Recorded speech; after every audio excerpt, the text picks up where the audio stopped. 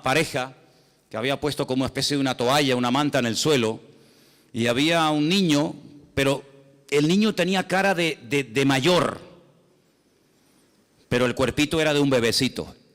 Y bueno, el Señor nos dio la oportunidad de hablar un poco con ellos, y nos dijeron que el niño tenía una enfermedad, y es que no crecía.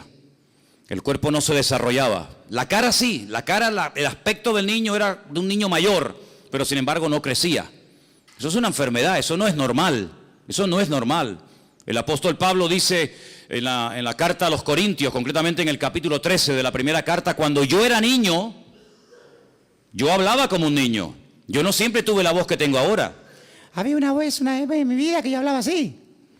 Pero después ya cambié la voz, ¿sabe? Yo tuve complejos durante muchos años de chiquitito. Yo era el más pequeño en el equipo de fútbol. Yo soy lampiño, yo no tengo pelos. Y cuando yo entraba a las duchas y yo veía aquellos gorilas allí dentro, y entraba yo decía, me daba vergüenza. ¿Sabes lo que hacía? Me cortaba pelos de la cabeza, lo pegaba con cinta adhesiva y me lo ponía bajo el sobaco, para que no se rieran de mí. Si la vida nos va cambiando la voz, la vida nos hace crecer, estirarnos. Yo no puedo ponerme los zapatos, las camisas y los pantalones de cuando tenía 8 años, pero hay cristianos, hay creyentes que llevan toda la vida con la misma talla de pantalón y de camisa porque no han crecido. Se han quedado raquíticos, se han quedado enanos. ¿Es esto algo nuevo, algo que tiene que ver con el siglo XXI, que es algo de los últimos tiempos? No se equivoque, hermano. Ya en los tiempos bíblicos, en los tiempos de la primera iglesia primitiva, ya había estos problemas. Por ejemplo, el apóstol Pablo, me remito otra vez a la carta a los Corintios, le dice, sois niños en Cristo. No les puedo dar alimento sólido, porque si se le da una chuleta a un niño lo matamos. No puedo compartir con ustedes cosas profundas, no puedo usarles en otros aspectos de la vida. ¿Por qué? Porque os habéis quedado estancados, sois niños, carnales. Y claro, y como sois niños y carnales y no habéis madurado ni crecido, habláis como niños, pensáis como niños, hay celos, hay envidias, hay divisiones. Quítate tú para ponerme yo, porque os comportáis como auténticos niños, aunque lleváis toda la vida en la iglesia. Y también cuando uno lee la carta a los hebreos, pues también encontramos palabras como ya es tiempo de dejar los rudimentos y avanzar hacia la perfección, y comer comida sólida. Y es una tragedia cuando hay creyentes que no quieren crecer, están ahí tranquilos, ahí en su asiento un año y otro año y está bien, yo vengo, pero esa no es la voluntad de Dios. Dice la Biblia que cuando un pastor sale con su rebaño por las montañas, con frío, con calor, por la mañana, por la tarde, por la noche, a veces jugándose la vida con peligros tremendos, ¿para qué sale? ¿Para qué hace el esfuerzo ese hombre? Es que no hay otra cosa a la que dedicarse en la vida. Bueno, la Biblia nos enseña y nos da a entender tanto en el Antiguo, a través de la vida del rey David y de otros personajes, porque muchos patriarcas fueron pastores. Curiosamente, Abraham fue pastor, Isaac fue pastor, Jacob fue pastor, José fue pastor, David fue pastor y muchos fueron pastores. Y el esfuerzo que hacían era para poder ver que ese rebaño les daba leche, o les daba corderitos o cabritos, o les daba lana, o les daba algo, pero nadie se está sacrificando año tras año, día tras día, pasando frío y hambre y jugándose la vida por nada. ¿Se da cuenta? Entonces el Señor ha invertido mucho en ti, hermano. ¿Sí o no? El Señor ha invertido mucho tiempo en nosotros, mucho. ¿Cuántos sermones tú has oído? ¿Cuántos más o menos? ¿100? 100.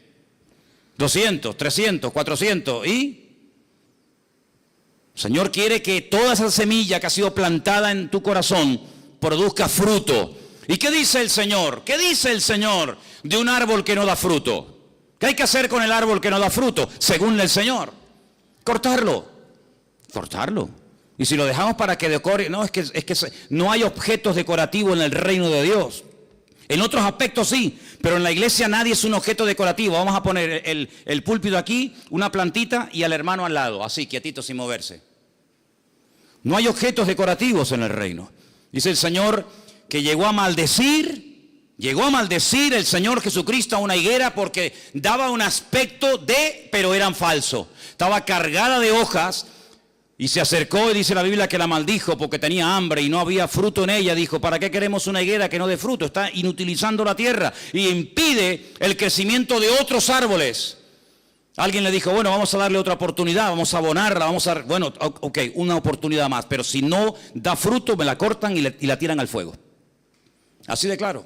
Entonces, cuando uno va a la palabra del Señor, en el capítulo 16 de Marcos, vimos la semana pasada que el Señor a sus discípulos primero les reprochó su incredulidad y su dureza de corazón. Versículo 14, Marcos 16, 14. Les reprochó, les echó en cara lo duro que todavía eran. Lo incrédulos que todavía eran. ¿Cómo es posible que a veces le cuentes a un cristiano un milagro y te diga, bueno, ya no sé, no será una exageración lo que me estás contando? ¿Cómo puede ser que haya cristianos que duden del poder de Dios? ¿Cómo puede ser que haya iglesias y denominaciones enteras que digan que hoy en día Dios no hace milagros? Entonces, ¿yo qué soy? Si yo entré a la iglesia la primera vez en mi vida a robar, y entré enfermo, y entré endemoniado, que no podían conmigo 8 hombres. ¿Y yo qué soy? Señor, ese día me sanó, me salvó y me liberó. Y eso tenía 17 años, voy a cumplir 55 dentro de unos meses.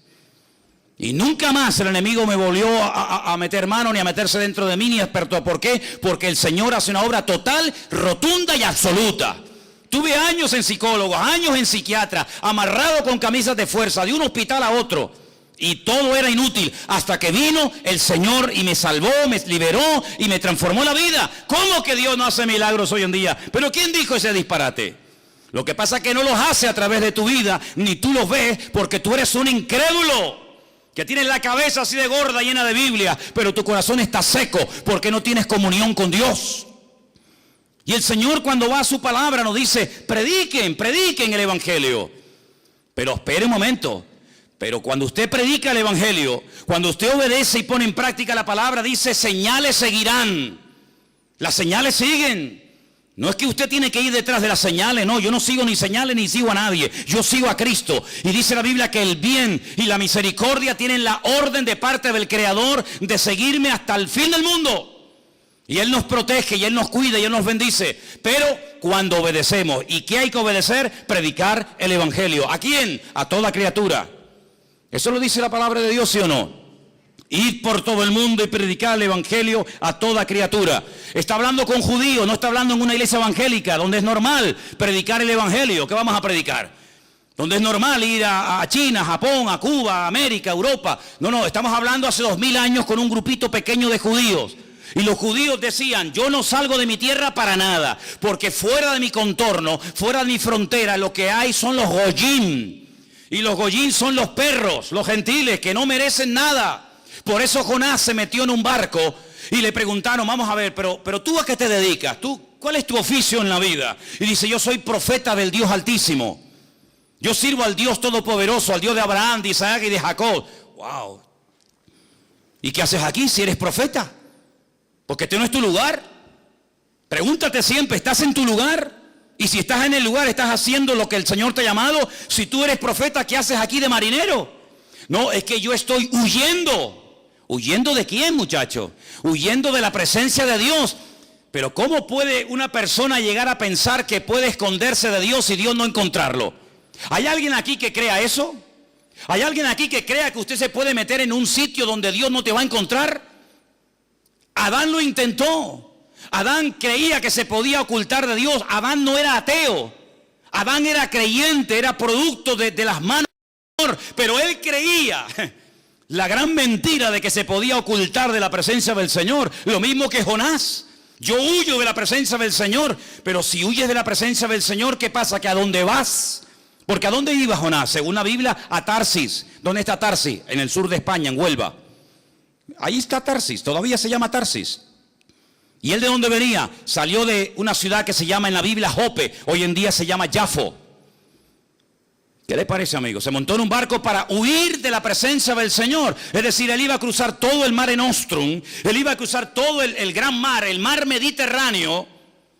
Porque decía, aquí vive Dios en Israel, en el templo de Jerusalén, pero allí en el otro extremo de la tierra Dios no está. Y entonces allí no está la presencia del Señor, por lo tanto allí puedo hacer lo que me da la gana, vivir en desorden, vivir en rebeldía, porque Dios vive allí, pero más allá ya no está. Se equivocó.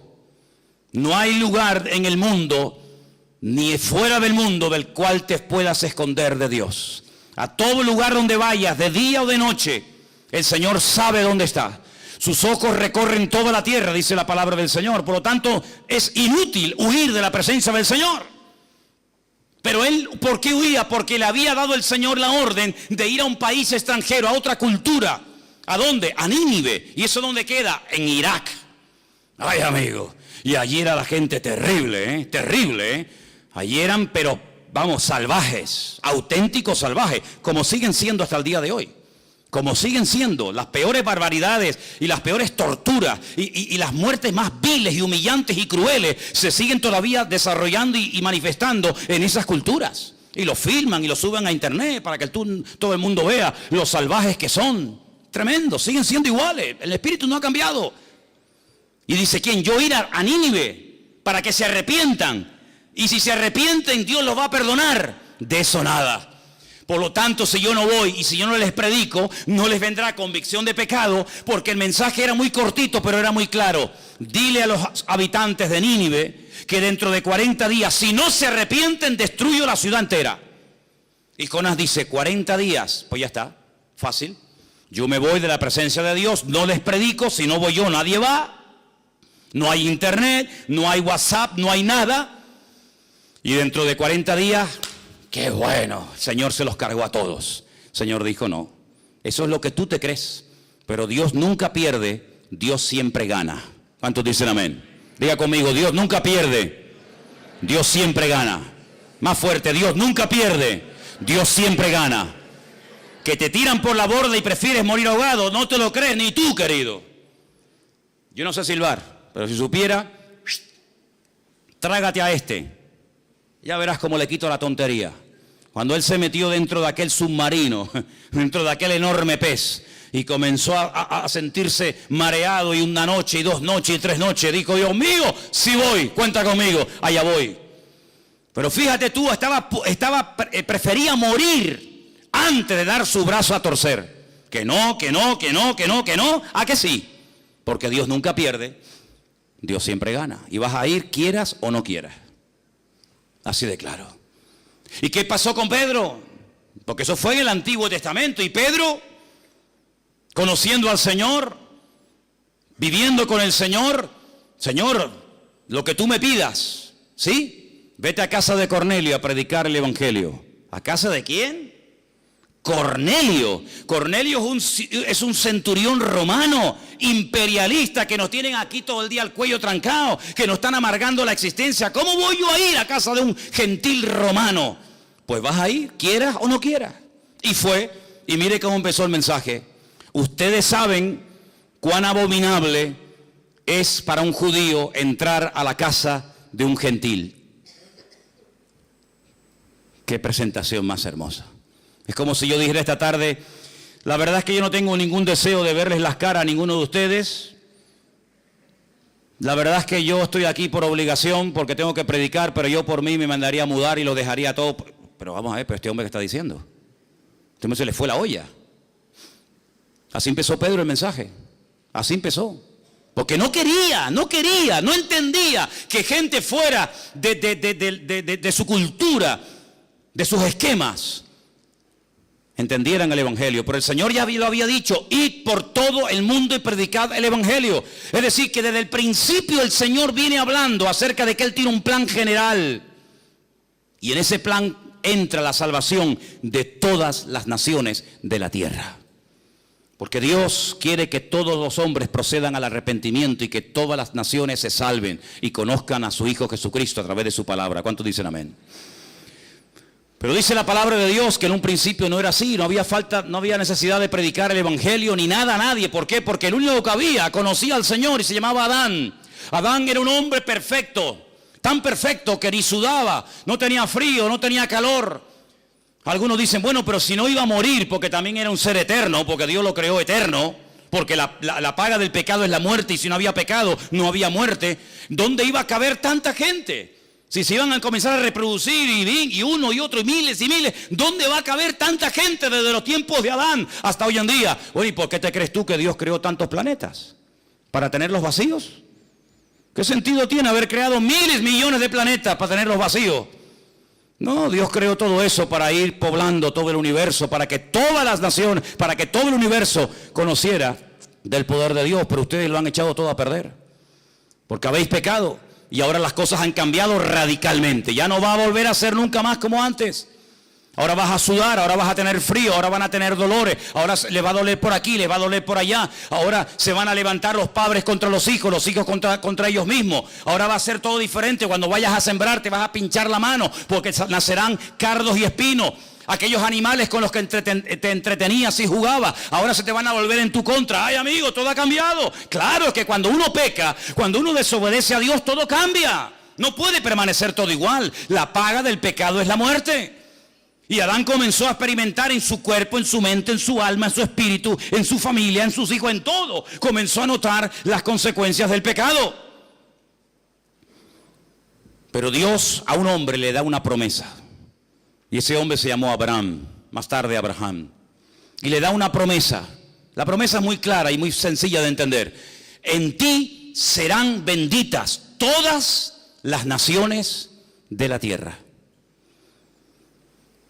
Y dice la Biblia que Abraham le creyó a Dios. Le creyó a Dios y fue declarado justo. ¿Crees lo que yo te prometo? ¿Sí? ¿Crees que serás padre de multitudes? ¿Crees que saldrá un día alguien de tus lomos y será un instrumento de bendición para todas las naciones de la tierra? ¿Lo crees? Y Abraham dijo, lo creo. ¿Dónde se escribió eso? En ninguna parte, no hacía falta. Él le creyó a Dios y su fe fue contada por justicia. Entonces, ¿por qué casi 500 años después Dios da la ley? Si ya había dado la promesa y Abraham la había creído, ¿para qué tuvo que dar la ley? ¿Qué sentido tiene? Porque Abraham no necesitaba leer la Biblia. Abraham oía a Dios y lo entendía. Vas a ser padre, amén. Cámbiate el nombre, amén. Vas a tener un hijo que a través de él vendrá la promesa, amén. Vete mañana y me lo sacrificas sobre un altar en el monte Moriah, amén. Él tenía una línea directa con Dios, le entendía perfectamente. Él le transmitió su fe a su hijo Isaac. Isaac nunca leyó la Biblia, nunca fue a la iglesia, nunca tuvo un pastor, un rabino, un reverendo, pero ellos entendían a Dios. No vayas a Egipto, le dijo el Señor a Isaac. Dijo, pues no voy. ¿Dónde lo leyó? No hacía falta. Jacob, ¿dónde se congregaba? En ninguna parte. Pero sin embargo él tenía encuentro con ángeles, él hablaba con Dios. Dios le dijo, a partir de ahora te vas a llamar Israel. Jacob no, Israel. ¿Cómo tenían ellos tanta línea directa con Dios? José nunca leyó la Biblia. Uno de los hijos de Jacob nunca leyó la Biblia. Nunca fue al culto, nunca estuvo en una reunión. Sin embargo, un día le vino una mujer casada a proponerse acostarse con él. Dice, ni se te ocurra, yo no puedo hacer eso, pecaría contra mi Dios. Pero ¿dónde está escrito que eso es pecado? Dijo. ¿En qué libro? ¿Dónde está escrito que acostarte con la mujer de tu amo Potifar sea pecado? Aquí está escrito.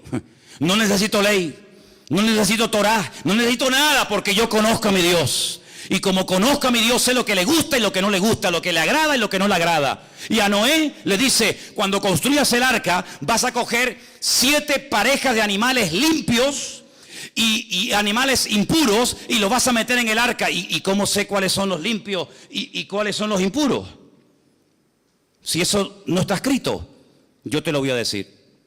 Entonces hubo un tiempo, hubo una generación, hubo un grupo de personas minoritarias que tenían un nivel de comunión, un nivel de santidad, un nivel de relación con Dios tan elevado que no necesitaban que nadie les predicara, que no necesitaban Torah, que no necesitaban ley, ni mandamientos, ni nada. Entonces la pregunta la vuelvo a hacer otra vez, ¿para qué Dios la dio? Si cuando Dios le hablaba a esta gente, ellos entendían y obedecían, ¿para qué da la ley? Cuando la ley son 613 mandamientos. ¿Para qué? Si ellos saben, con esta no me puedo acostar, este es un animal limpio y no se puede comer, este es inmundo y no lo puedo comer, esto lo puedo hacer, aquello no lo puedo hacer, si lo saben todo porque tienen esa ley grabada en sus conciencias y en sus corazones, ¿para qué le das la ley? Bueno, es que la Biblia dice para qué fue dada, vamos a verlo. Gálatas capítulo 3, verso 19. Porque esta pregunta que yo estoy lanzando hoy a todos ustedes, esta pregunta no es la primera vez que un ser humano se la hace en la historia de la humanidad. Esta pregunta ya se la han hecho miles a lo largo de la historia. Por lo tanto, tiene respuesta. ¿Dónde está? En la Biblia. Vamos a verla. Gálatas capítulo 3, versículo 19. ¿Lo tienen, hermanos? ¿Para qué sirve la ley? Porque Abraham no la necesitó. Abraham se circuncidó él solo. Él solo, sí, él, y a su hijo, y al otro, y al otro. Entonces, ¿para qué fue, o para qué sirve entonces la ley? Amigo, escucha esto. Es que la ley fue añadida a causa de las transgresiones. Porque no todo el mundo era como Abraham, no todo el mundo era como su hijo Isaac o como su nieto Jacob, no todo el mundo tenía la espiritualidad y la santidad y el nivel de relación como tenía José. Ojalá fuera así, pero no era la realidad. Por lo tanto, hay que poner límites. Por lo tanto, la ley no fue dada para los buenos, sino para los transgresores, porque los buenos no necesitan ley. Dice, ¿qué ley le voy a poner a un obediente como Abraham? ¿Qué ley le voy a poner? No me obedezcas tanto. Oye, no tengas tanta fe. A los que hacen la voluntad de Dios, a los que conocen al Señor, no necesitan ley, pero fue dada a los transgresores. Y ellos no eran transgresores, pero iba a haber muchos. Fue dada a causa de las transgresiones hasta, ay amigo, esta preposición es fundamental. ¿Hasta cuándo? Viniese la simiente a quien fue hecha la promesa. ¿A quién se le hizo la promesa?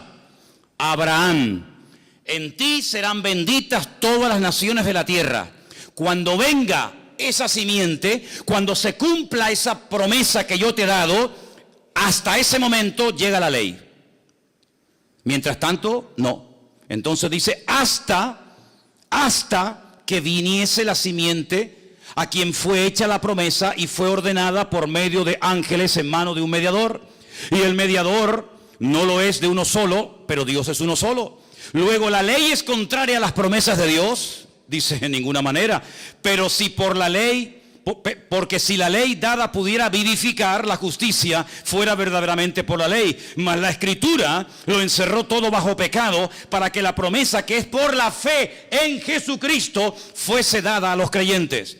Pero antes, escucha, antes de que viniese la fe, estábamos confinados, encerrados, enclaustrados bajo la ley, encerrados para aquella fe que iba a ser revelada. De manera, versículo 24, que la ley ha sido nuestro ayo,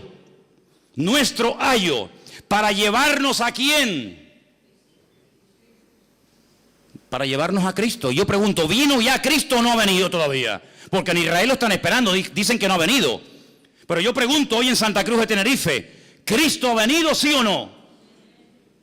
Bueno, pues sí ha venido. Y dice aquí, de manera que la ley ha sido nuestro ayo para llevarnos a Cristo, a fin de que fuésemos justificados por la fe. Pero venida la fe, ya no estamos bajo ayo. Ya está. Si usted no entiende esto, pues oiga, yo intentaré explicárselo lo mejor que pueda. Pero está tan claro, tan claro. Abraham, te voy a dar una promesa, pero entre la promesa y el cumplimiento de la misma van a pasar muchas generaciones, muchos siglos. Y yo conozco al ser humano, porque si cuando eran perfectos y hablaban conmigo todos los días, pecaron y desobedecieron, imagínate ahora que ya le dieron lugar al pecado, que ya han probado la rebeldía y la desobediencia. Si antes no pudieron mantenerse en santidad, ¿cuánto menos ahora? Por lo tanto, entre que te he dado la promesa y hasta que venga la promesa, y la promesa es Cristo, van a pasar muchas generaciones, muchísimas, miles y miles de personas. ¿Cómo hacemos para que esto no se desmadre? ¿Cómo hacemos para que el mundo no se autodestruya? ¿Cómo hacemos para frenar la maldad? Poniendo leyes. Los casados, ustedes no pueden engañar a sus mujeres con otras mujeres. Mujeres, ustedes tienen que ser fieles a vuestros maridos. Hijos, tenéis que obedecer a vuestros padres. Agricultores, tenéis que hacer esto y esto y esto. Ganaderos, tenéis que hacer esto, esto y esto y esto. Solteros, casadas, viudas. Y hay un montón de leyes. Pero si yo sé que de aquí al puerto de la Cruz o de aquí a los cristianos no puedo ir a más de 120, porque yo lo sé, ¿sí o no? Yo no necesito que por el camino me pongan carteles y carteles y carteles y carteles y carteles. 120, 120. Pero si ya lo sé. Ya lo sé. Pero entonces ¿por qué se ponen? Porque siempre habrá alguno que aún a pesar de que lo sabe, se va a pasar el límite y va a querer ir de 200. Y después pasa lo que pasa.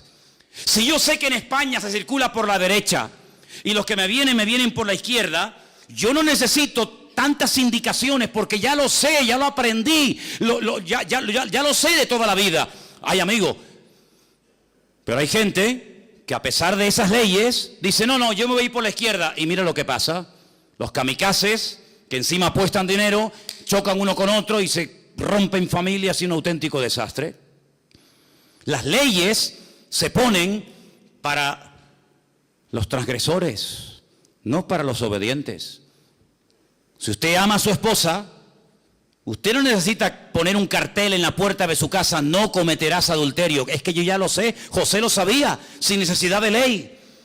Pero dice la Biblia que el Señor dio la ley para parar, para frenar, para poner un coto, porque ellos vivían rodeados de amorreos, filisteos, jebuseos, cananeos, y aquellos eran un desmadre, un desorden de países.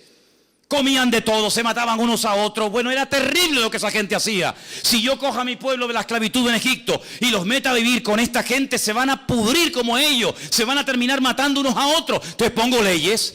Por ejemplo, ¿por qué los judíos tienen la obligación o tenían la obligación en aquel tiempo de sacrificar en el altar animales como por ejemplo corderos, ovejas, bueyes? Porque eran los animales sagrados del enemigo. Y entonces, ¿qué es lo que hacía? No, de sagrado nada, aquí el único sagrado es el Señor. Y puso leyes para marcar una diferencia, para que ustedes sean un pueblo diferente, que habla diferente, piensa diferente, viste diferente, actúa diferente. Pero el que sabe cómo soy yo, no necesita leyes. El que sabe cómo soy yo, como el caso de mi amigo Abraham, como el caso de José, y como el caso de otros personajes, ellos saben cómo tienen que vivir, porque tienen comunión conmigo, pero ustedes, la mayoría, que no tienen comunión conmigo ni la quieren tener, yo a ustedes les tengo que meter leyes y leyes y leyes y leyes, y esto no, y esto no, y esto no. Y la ley, escúchame bien, no hay misericordia, no hay clemencia en la ley, no existe. Te para el guardia civil y usted va a 200 y le dice carnet de conducir, papeles del vehículo, no sé qué, no sé cuánto, y usted le dice, mire, ¿y no me podría perdonar? No. ¿Por qué? Porque la ley dice que usted se ha pasado el límite de velocidad y según la ley yo lo tengo a usted que multar. ¿No hay misericordia? No. ¿No hay clemencia? No. Y como le dijo una vez un hermano que venía conmigo en el coche, le dice, y si sigue hablando y protestando, también le voy a poner otra multa porque veo que no llevaba el cinturón de seguridad puesto, así que mejor estése calladito. Pues le van a caer todas encima. ¿Qué le parece, amigo? Entonces la ley tuvo un objetivo temporal, transitorio. Primero, poner freno, poner limitaciones al desmadre, a la carnalidad del hombre. Segundo, aunque le suene fuerte, hacerle la vida imposible al hombre. ¿Para qué? Para que llegue un momento en el que diga, yo no puedo con esto, Señor, esto es demasiado, esto es terrible. Señor, 613 mandamientos, pero si Adán tenía uno y era perfecto y no pudo, y a mí me manda 613, no puedo.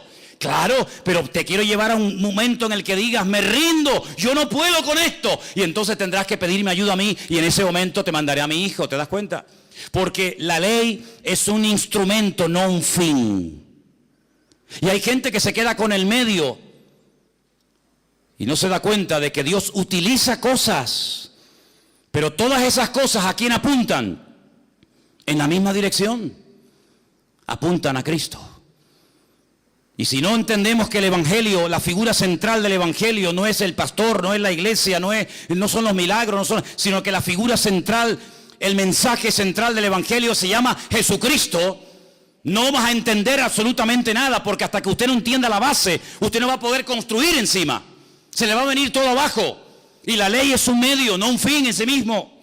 Mire lo que dice, por ejemplo, Romanos 3:21. Lo tengo aquí también subrayado, se lo leo. Ahora, aparte de la ley, se ha manifestado la justicia de Dios, testificada por medio de la ley y de los profetas. La justicia de Dios por medio de la fe en Jesucristo. Sigo leyendo versículo 22. Para todos los que creen en Él, porque no hay diferencia.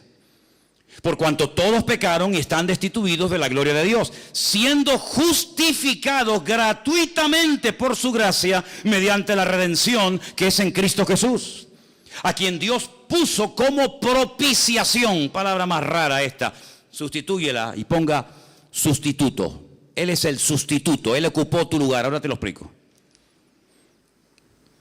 Nuestra propiciación por medio de la fe en su sangre, para manifestar su justicia a causa de haber pasado por alto en su paciencia los pecados pasados, con la mira de manifestar en este tiempo su justicia, a fin de que Él sea el justo y el que justifica al que es de Jesús, de la fe de Jesús. ¿Dónde está puesta la jactancia? ¿Dónde está? Dice aquí, queda excluida. ¿Por cuál ley? ¿Por la de las obras? No, sino por la ley de la fe. Concluimos pues que el hombre es justificado por la fe sin las obras de la ley. Esto no lo he escrito yo, Y esto no se escribió ayer a la noche para el mensaje de hoy. Esto lleva 2000 años escrito. Conclusión, que el hombre es justificado por la fe sin las obras de la ley. Es decir, que si yo no cumplo la ley, yo me puedo salvar. ¿Cómo? Por la fe en el Señor Jesucristo. Pues esto es un disparate, para ti sí, para mí no. Para mí ha sido lo más maravilloso que he podido oír en mi vida. Que soy salvo por la fe en Jesucristo, no por lo que yo pueda llegar a ser, sino por lo que Él hizo por mí.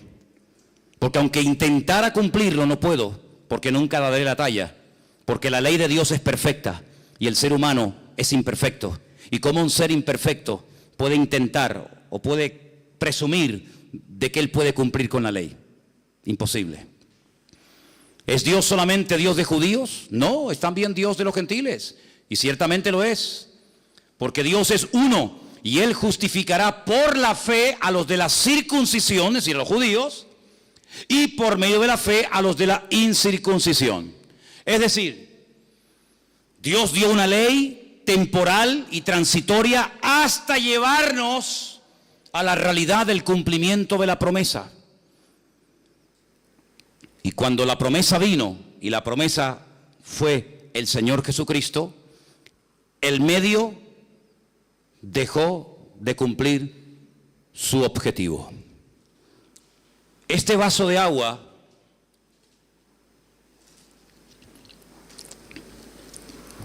es simplemente un medio para depositar en él agua. Pero el valor no está en el vaso. El valor está en su contenido. Y para poder transportar de un lugar a otro el agua, no lo puedo llevar en la mano. Lo tengo que llevar en un recipiente. En este caso, el vaso o la botella. Pero cuando yo bebo el agua, ya el vaso no tiene ninguna razón de ser. ¿Qué es más importante, el contenido o el continente? ¿Qué es más importante, el medio o el fin? ¿Qué es más importante, aquello que se utilizó para llevarme a Cristo o Cristo que fue el cumplimiento de aquel medio por el cual Dios estableció la ley? Decide tú, tienes que decidir. Nosotros tenemos la capacidad de elegir el tipo de vida que vamos a llevar delante del Señor. Bueno, y entonces, ¿qué pasa con los mandamientos de la Biblia? Me refiero a los del Antiguo Testamento. Vamos a poner un ejemplo y vamos a proponer en esta tarde el cumplirlos a rajatabla. Voy a llevarles, por ejemplo, a dos versículos, Éxodo 23 y Levítico 23, ¿vale? Vamos a hacer la prueba. Éxodo, repito, 23:14. Y el otro es Levítico 23 también. Los dos capítulos 23. Vamos a ver. Vamos a ver. A ver qué nos conviene más. Éxodo capítulo 23. Dije que es versículo 14. Vale, vamos para allá. 23:14. 3 veces en el año me celebraréis fiesta. 3 veces en el año me celebraréis fiesta. Halloween, Semana Santa y Navidad. ¿No? Eso no dice aquí. Pero que dice que hay 3 fiestas en el año que tengo que celebrar. Vamos a ver cuáles son. La fiesta de los panes sin levadura guardarás. 7 días comerás los panes sin levadura, como yo te mandé en el tiempo del mes de Abib. El mes de Abib, ¿cuál es ese mes? ¿Cuál es el mes de Abib? ¿Qué significa Abib? Tel Aviv. ¿No hay una ciudad que se llama Tel Aviv? ¿Y Aviv qué significa? Primavera. Como yo te mandé en el tiempo de la primavera. Porque en ese mes saliste de Egipto y ninguno se podrá presentar delante de mí con las manos vacías. Bien, ya sé cuál es una. Los panes sin levadura. 7 días comiendo panes sin levadura. Vale. Segunda, la fiesta de la siega. Bien. Y después, si quiere, podemos leer la otra que también nos dice que era la fiesta de los tabernáculos. Está en Levítico 23:34. Y ahora dice, 3 veces en el año, versículo 17, estoy aquí, 3 veces en el año se presentará todo varón delante del Señor. Vale, entonces según el Antiguo Testamento, estamos tratando de hacer una prueba práctica, objetiva, para ver si podemos cumplir con esto. 3 veces al año dice el Señor en su palabra que todo varón, luego las mujeres quedaban excluidas. No me dijeron nunca eso. Yo no sé lo que ustedes le dijeron, yo sé lo que estoy diciendo. Las mujeres no tenían obligación de hacerlo, los hombres sí. 3 veces al año, fiesta de Pascua o Pesaj. Pesaj significa saltar. Saltaron de la esclavitud a la libertad. Un poquito más adelante, 50 días más adelante, la fiesta que llamamos nosotros Pentecostés o Shavuot, la fiesta de las semanas. Y al final, casi entre septiembre, generalmente octubre, una fiesta que se llama la fiesta de los tabernáculos. Pero la pregunta es, ya sé el nombre de las fiestas, ya sé cuántas fiestas son, pero ¿dónde se celebraban? ¿Dónde se ponían en práctica estas fiestas? ¿Dónde?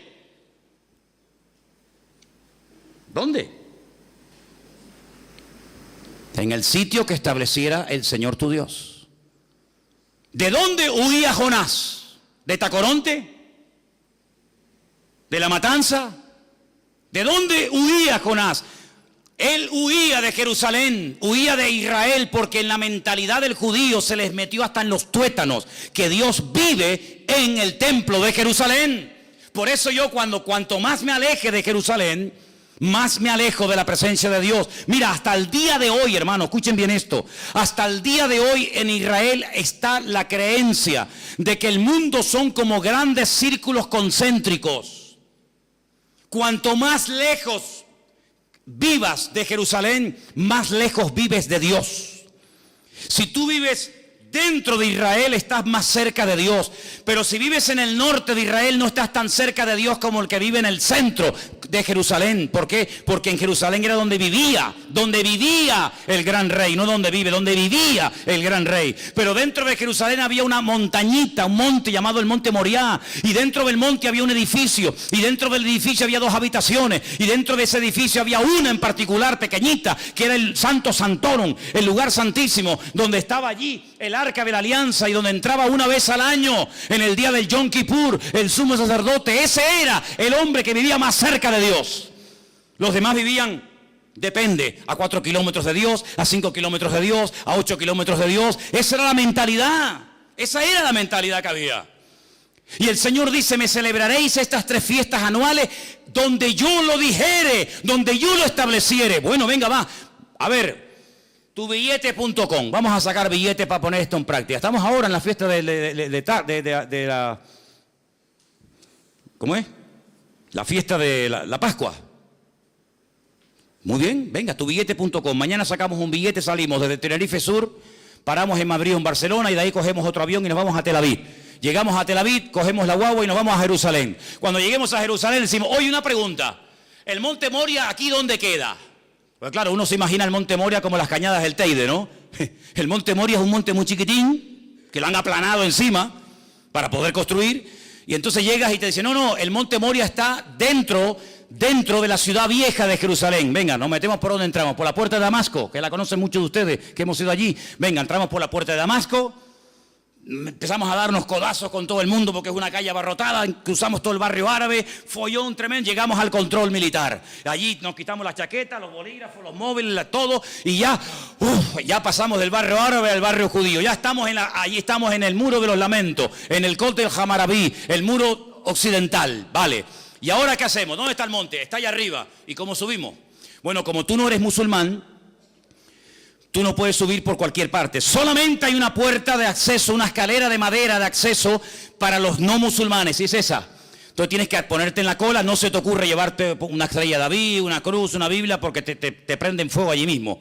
Entonces tienes que hacer una cola enorme, enorme, y cuando llegas arriba y cruzas el puente de madera, y llegas allí arriba y dices, sale Malekun Salam, Alhamdulillah, Shukra, vamos a buscar el templo. Y te dice, ¿el qué?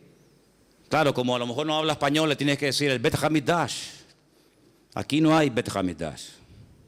Aquí hay 2 mezquitas. Una allí y otra aquí. Aquella se llama la mezquita de Omar.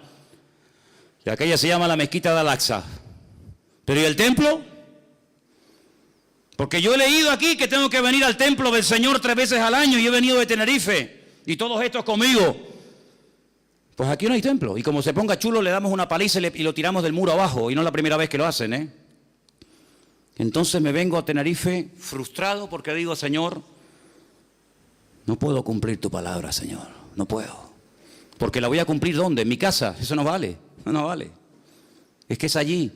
Es decir, que los cristianos españoles que vivían en el sur o en el norte de España tenían que viajar 3 veces al año a ir a Jerusalén. ¿Me estás diciendo eso? Exactamente te estoy diciendo eso. Y si no quería, eso es otro tema. Pero el Señor dijo 3 veces al año se me van todos a Jerusalén a celebrar la fiesta de Pesach, la fiesta de Shavuot y la fiesta de los tabernáculos, la fiesta de Sukkot. Pero Señor, si yo lo quiero hacer hoy en día yo cojo tu palabra y la interpreto literal y la quiero poner en práctica, no puedo. Y si no hago las cosas como tú me has dicho, ¿qué hago entonces? Bueno, pues si no puedes hacer las cosas como yo he dicho, no las hagas, porque para hacerlas mal, mejor que no las hagas. Pero ¿y entonces cómo hago? Bueno, entonces lo que tengo que ir a la Biblia a buscar una respuesta a mi incertidumbre, a mi problema. Señor, ¿qué hago? Y ahora me encuentro que la Biblia dice, vuestra Pascua es Cristo. Amigo, que mi Pascua es Cristo. Ajá. Yo soy vuestra Pascua. Por eso mi paso os dejo, mi paso os doy. Y a donde vayas, te puedes estar tranquilo, porque si vives en el sur, en el norte, en América, en Oceanía o donde sea, en Cristo, lo que no puedes cumplir, aunque quieras, porque no se dan las condiciones, ya lo has cumplido si tienes a Cristo viviendo dentro de tu corazón. Ay, amigo, ¿os dais cuenta cómo Cristo es todo? ¿Te das cuenta cómo Cristo destaca por encima de todo? Es como cuando un alpinista está días y días y se esfuerza y lucha y oxígeno y esto y aquello. No ve nada, está luchando para llegar a una cumbre y cuando llega por fin arriba, ¡ay amigo! Desde arriba se ve una panorámica alucinante, se ven todos los picos, se ve a lo mejor en el fondo otro continente, se ve, yo qué sé, el mar. Pero para poderlo ver todo, tienes que subir. Por eso dice la Biblia que hasta que no subamos, hasta que no levantemos en alto al Señor Jesucristo, no vamos a entender nada. No vas a entender nada, porque los mandamientos del Señor tienen condiciones. Y si no se dan las condiciones, no se puede poner en práctica el mandamiento. No te puedes inventar una Biblia a tu manera, a tu estilo. No se podían hacer sacrificios en las casas. Eso quiere decir que yo no puedo hablar de la Pascua en mi casa. ¿Quién ha dicho eso? ¿Quién ha dicho que no? ¿Quién ha dicho que no podemos hablar en la iglesia o en la escuela dominical o en el culto de jóvenes o donde sea de cualquier otra fiesta? No estoy diciendo eso. Lo que estoy diciendo que si usted quiere hacer las cosas decentemente y con orden, como Dios manda, aunque quisieras, no puedes. Porque de los 613 mandamientos, más de 418 giran en torno a la construcción del templo. Ahora mi pregunta es esta. ¿Dios no tiene poder para que se levante el templo en Jerusalén ahora mismo? Cuando le dijo Pilato al Señor, ¿no me hablas? ¿No me contestas? ¿Tú no sabes que yo tengo poder para...? Y el Señor como diciéndole, pero si yo hago así, amigo, yo hago así, me vienen aquí 1.000.000 de ángeles a defenderme. ¿Qué estás diciendo? Claro que el Señor podría ahora mismo hacer así, ¡bum!, y arrasar todo lo que hay allá arriba y construir el templo. ¿Pero por qué no lo hace? Pues porque no le da la gana. Porque no quiere. Porque el Señor permitió que lo destruyeran. Y el Señor hasta este momento, hasta este minuto, ha impedido que se vuelva a reconstruir. para que ya no esté vuestra vida girando en torno a un edificio de piedra, sino que vuestra vida sea una vida cristocéntrica, centrado no en un templo, no en un lugar, no en un país, sino que vuestros ojos estén enfocados en Cristo. Y por eso Pablo dice, si habéis, tú sabrás si habéis o no, si habéis resucitado con Cristo, poner la mira, ¿dónde? ¿Dónde tengo que mirar? ¿A dónde mira el musulmán cuando ora? A la Meca. ¿A dónde mira el judío cuando ora? A Jerusalén. ¿Y a dónde mira el cristiano cuando ora? ¿A dónde miro? ¿A Jerusalén? No. ¿A la Meca? No. ¿A dónde miro? Poner la mira en las cosas de arriba y no en las de la tierra, donde Cristo ha resucitado, y poneros con Él en lugares celestiales en Cristo Jesús. Ay, amigo, es que no me habían hablado así, que no es mi culpa que no te hayan dicho eso. Pero hoy en día nuestra vida no gira en torno a una fiesta, no gira en torno a un hombre, no gira en torno a un medio, sino gira en torno al Rey de Reyes y Señor de los Señores. Y sin Él no lo tenemos nada, y con Él lo tenemos todo. ¿Cuántos dicen amén y le dan un aplauso al Rey en esta tarde? ¡Gloria a Dios! ¡Y a su nombre! ¡Y a su nombre! Eso es lo que es el Evangelio. Eso es el Evangelio. Aunque quisieras hoy a muerte dar tu vida por cumplir los mandamientos de la Torá, no puedes. Por eso están insatisfechos continuamente. Por eso han tenido que decir, bueno, y si ahora no podemos orar 3 veces al día o presentar nuestro sacrificio, y no podemos subir al templo, y no podemos, ¿qué hacemos? ¿Qué hacemos?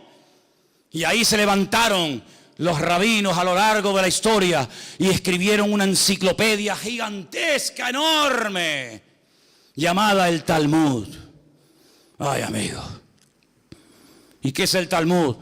Pues es la creación de la Mishnah y la Gemara, la Totafot y la Hagahá. ¿Eso qué es? Tradiciones y mandamientos.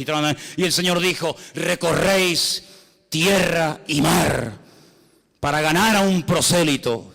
Y una vez que lo ganáis, le ponéis tanta presión y tantas cargas encima que lo agobiáis y lo convertís en 2 veces más hijo del infierno que antes, pero vosotros ni con un dedo las movéis. Que Dios no vino a ponernos cargas, Dios vino a decir, los que estáis cargados y trabajados, abusados espiritualmente, hartos de la vida, venid a mí, descansad, y yo os haré descansar, dice el Señor. Para eso vino Cristo. Y ahora podemos entender cosas tan sorprendentes que rompen los esquemas de la época y hoy en día, como por ejemplo aquella mujer que dice que la sorprendieron en el mismo acto de adulterio. Bueno, hermanos, yo entiendo que la pillaron con las manos en la masa. Ahora, si usted es mujer y está cometiendo adulterio y te pillan, quiere decir que pillan a uno y al otro, ¿o no? ¿O con quién está cometiendo usted adulterio?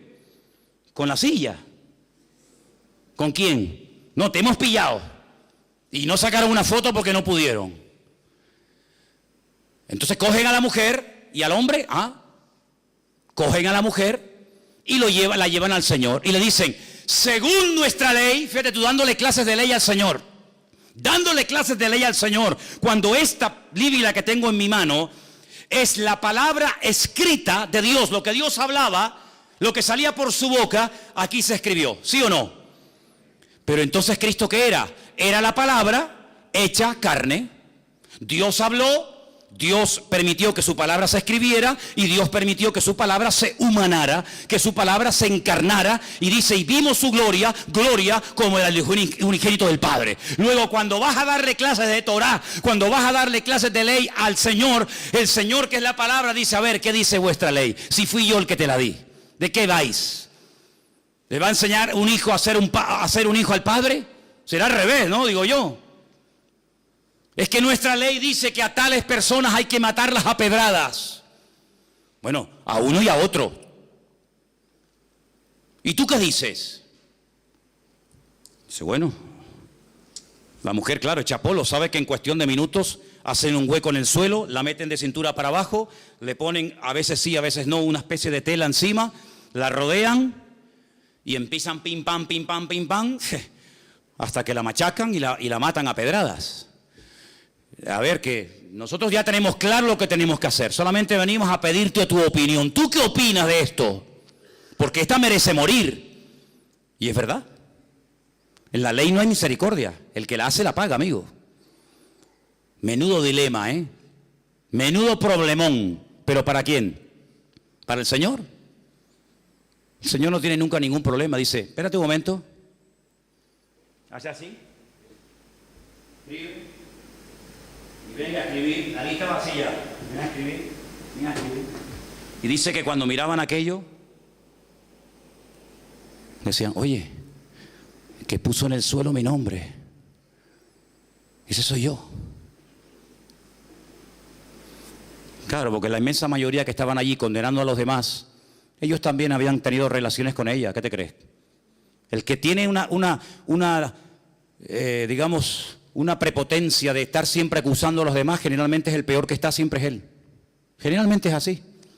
Es mucho más fácil apuntar así que verte que te estás apuntando tú, ¿no? Oye, que te puso ahí el DNI, muchachos, 42815-975B.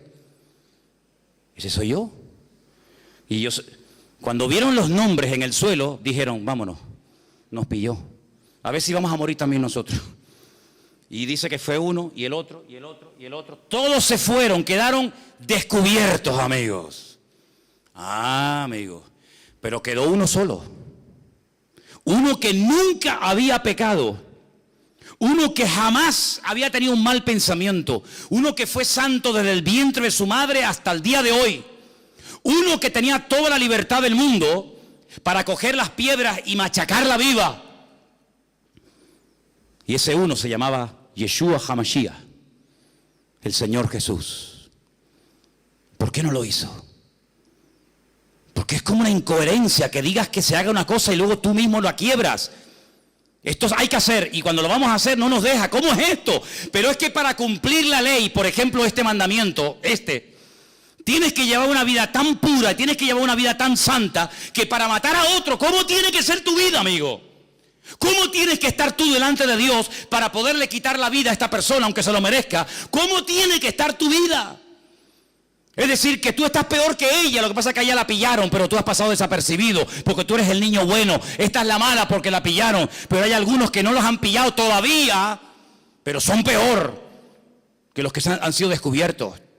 Y se sintieron aludidos, sus conciencias se sintieron tocadas y dijeron, vámonos, antes de que nos mate también a nosotros. Y el Señor la coge y le dice, levántate, mujer, yo no te condeno, solamente te voy a decir algo, vete y no peques más. ¡Qué alivio! Pero nos enfrentamos con un dilema, no se ha solucionado el tema totalmente. Claro, la mujer se va contenta, pero aquí hay una duda. Entonces, ¿qué hacemos? ¿La cumplimos o no la cumplimos? Porque si resulta que se acostó con otro y tú la perdonas y aquí no ha pasado nada, cuando tu palabra dice en la ley que hay que matarlas a pedradas, ¿en qué quedamos? Perdonamos ahora a los asesinos, a los pederastas, a los etarras, perdonamos a todo total. Dios es bueno y perdona a todo el mundo. ¿Es eso el mensaje que nos transmite el Señor? No, es que hay parte B, viene la segunda parte, escúchala. El Señor sabía que tenía que morir. Pero si Él lo había mandado, el alma que pecare esa morirá, y esta pecado tiene que morir.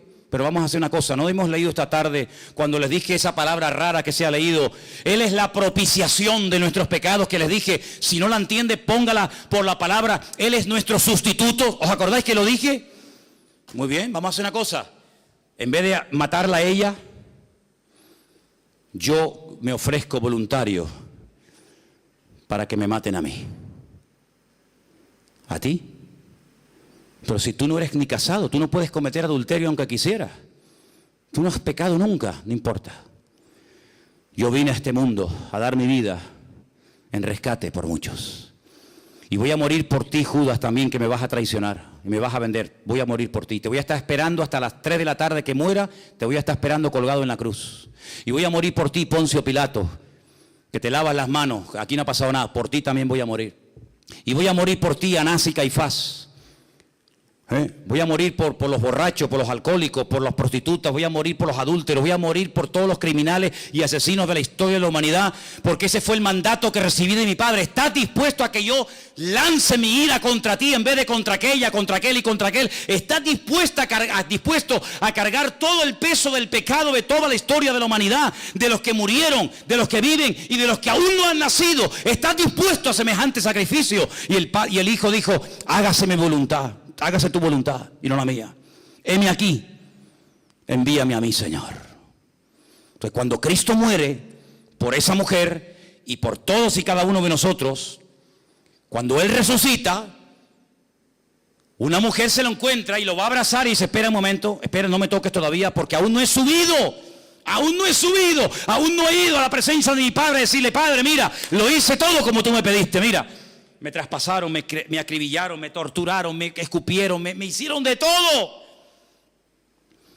Y el Padre acepta la sangre de su amado Hijo Jesús, le da unas vestiduras nuevas.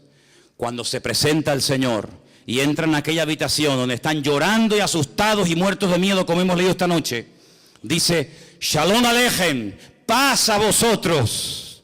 Ya no tienen que tener miedo de nada ni de nadie, porque vengo con un mensaje de mi Padre, y es que le ha perdonado los pecados a todos ustedes.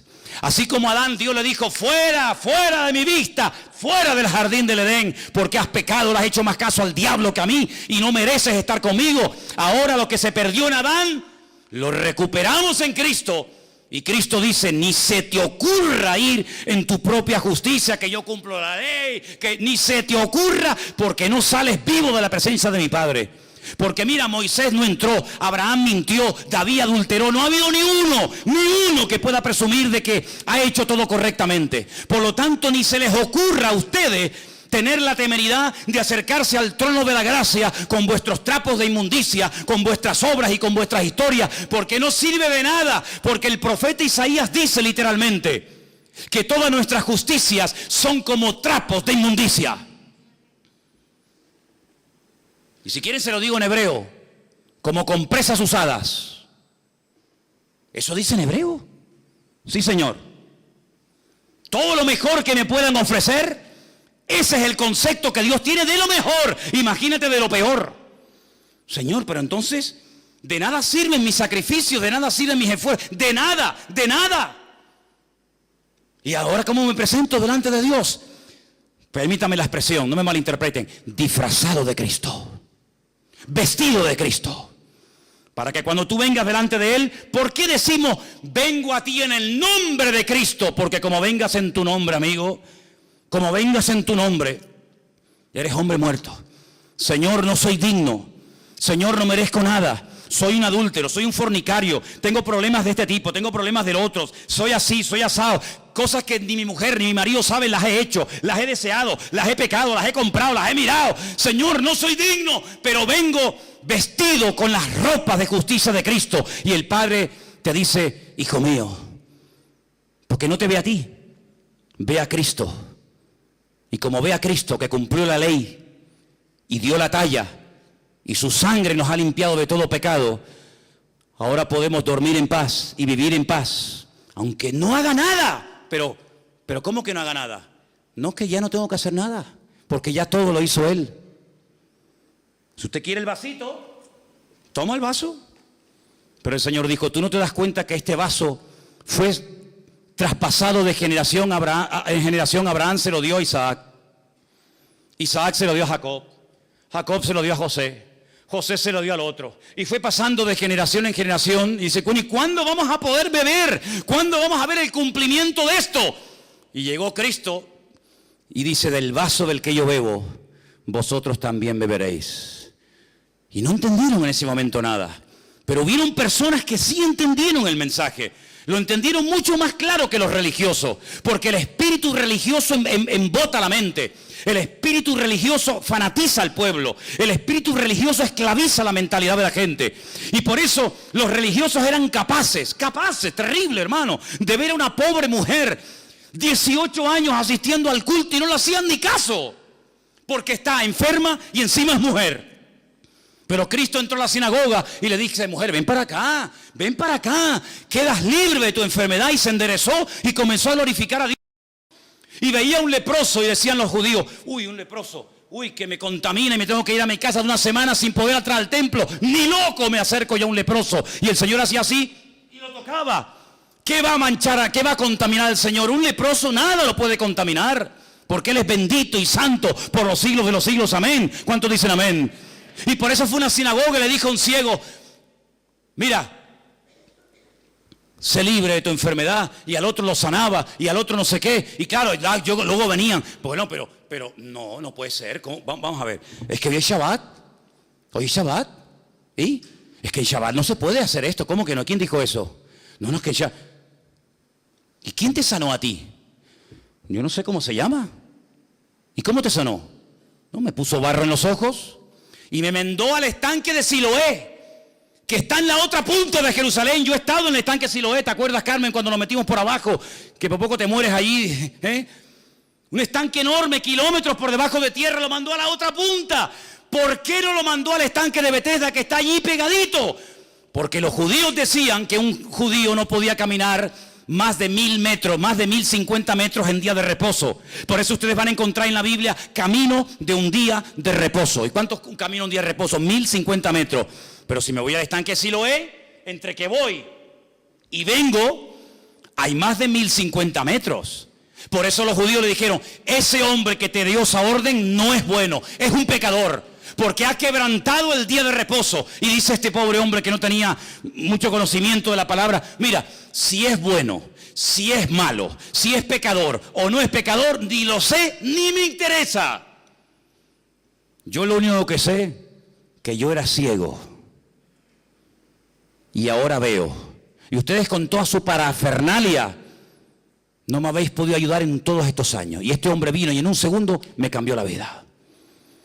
Hasta que tú no entiendas que el Evangelio ha superado con creces todos los medios, todos los vasitos, todos los instrumentos que ha utilizado el Señor, vas a ser un esclavo de cosas. No toques, eso no se puede hacer, eso no se puede mirar, eso no se puede ir. Y el Señor dice que ha venido para darnos libertad cuando conocemos la verdad, y la verdad se llama Cristo. Por eso en esta iglesia predicaremos toda la vida que teniendo a Cristo lo tenemos todo. ¿Cuántos dicen amén?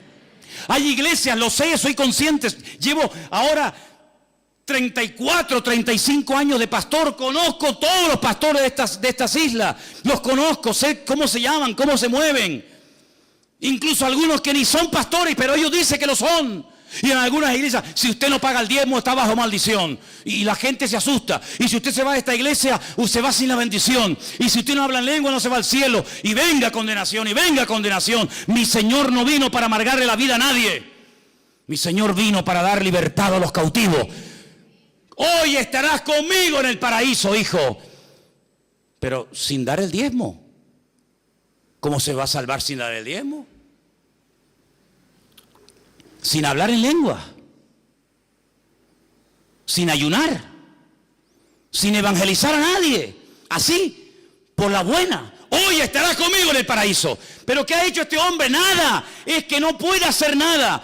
El que lo está haciendo soy yo.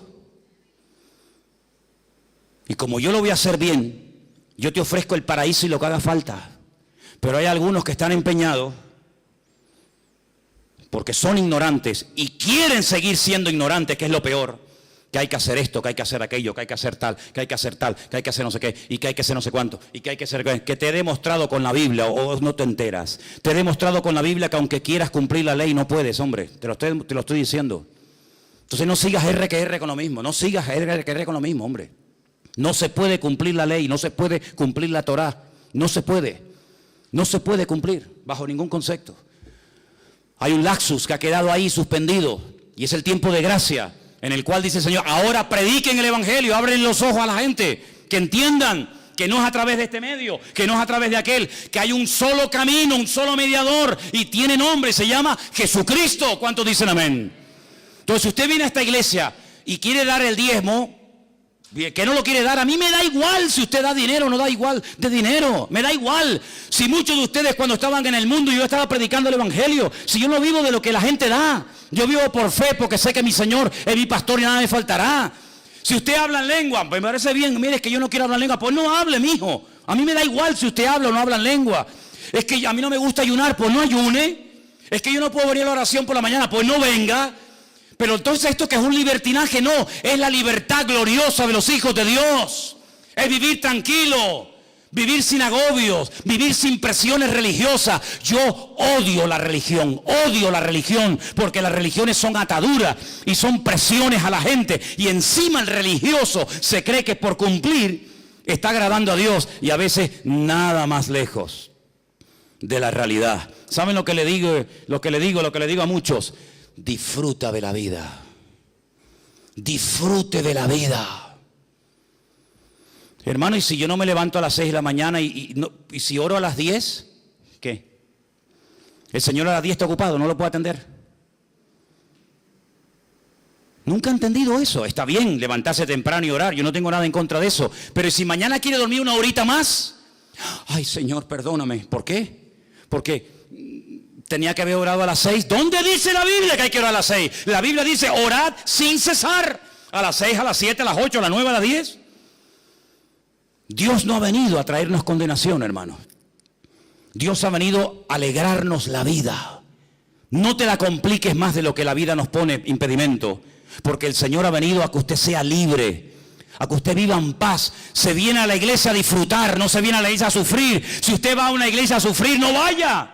O usted es masoquista, le gusta que le humillen, le gusta salir vacío, le gusta salir mal. No, la iglesia ha sido diseñada por el Señor para abrirnos los ojos, para aclararnos nuestras dudas, para que no seamos ignorantes y vivamos en la libertad gloriosa de los hijos de Dios. ¿Cuántos dicen amén? Y entonces, ¿qué tengo que hacer? Pues buscar a Dios en oración, esforzarme en lo que dice el Señor. Ahora bien, yo les hago una pregunta. Si no se puede cumplir la Torá porque no se dan las condiciones actuales para cumplirla, ¿para qué complicarme la vida queriendo cumplir con algo que no se puede? Dele la vuelta a la tortilla. ¿Usted puede hoy en día orar? Pues ponte a orar. ¿Usted puede hoy en día congregarse? Sí, pues congréguese. ¿Usted puede leer la Biblia? ¿Usted puede evangelizar? ¿Usted puede ayudar a una persona así? Entonces, ¿por qué no te preocupas más en hacer lo que puedes hacer? Y no te agobias tanto con lo que no puedes hacer. ¿Usted puede hacer feliz a su mujer? Pues hágala. No, es que, no sé, haga lo que pueda hacer y deje en las manos de Dios lo que usted no puede hacer. Ese es el evangelio que se predica aquí. Esto es lo que se enseña en esta congregación, Vida Nueva. Aquí y en nuestra iglesia en el Puerto de la Cruz y lo que estamos enseñando en el sur, esto es lo que aquí enseñamos. Es que en la otra iglesia, es que a mí no me interesa lo que enseñen en otras congregaciones, no me interesa. Aquí enseñamos la libertad que Cristo nos vino a dar, no libertinaje. Aquí enseñamos una vida de tranquilidad, de paz, de sosiego. Aquí enseñamos lo que dice la Biblia, predicamos el evangelio del Señor Jesucristo. Si usted quiere que yo le predique la Torá, váyase a Jerusalén, porque yo no soy un rabino, yo soy un cristiano. Y yo no tengo la obligación de enseñar Torá, yo tengo la obligación de enseñar evangelio. Eso es el mandato que dice la Biblia.